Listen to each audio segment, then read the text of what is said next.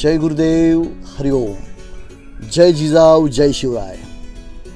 आपल्या राजाच्या जयंतीनिमित्त मी राजांकडून काय शिकलो हे मी सांगू इच्छितो।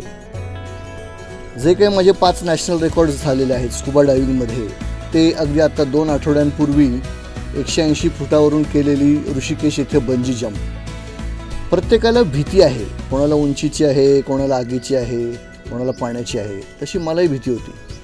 स्कुबा डायव्हिंगच्या परीक्षेच्या वेळेस ज्यावेळेस स्विमिंग पूलमध्ये ट्रेनिंग असतं, त्यावेळेस 6 फुटाच्या पुलामध्ये मी चोकअप होता वाचलो होतो। तोंडामधून माउथपीस निघाला होता आणि सडन पाणी तोंडामध्ये गेलं होतं आणि ती अख्खी रात्र मला झोप आली नाही, कारण की आमच्या पूर्ण खानदानात कोणाला स्कुबा डायव्हिंगचं काही माहिती नव्हतं, त्याचे धोके माहिती नव्हते आणि फायनल परीक्षा द्यायला समुद्रात थायलंडला जायचं होतं आणि बरोबर 12 वर्षाची मुलगी होईल।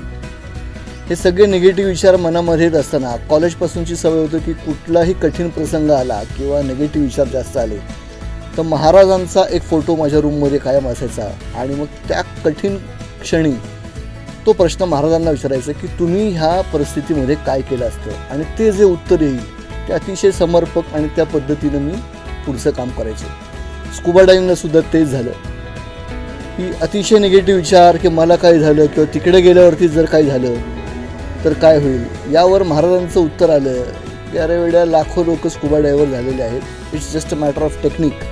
आणि ते टेक्निक मी दुसऱ्या दिवशी सुधारलं आणि पुढे माझ्याकडनं 5 नॅशनल रेकॉर्ड्स घडले।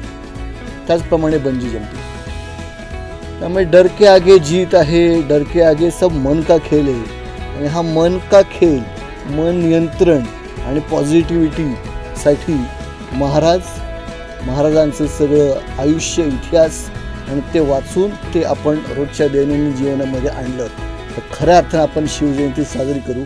जय भवानी, जय शिवाजी, जय हिंद।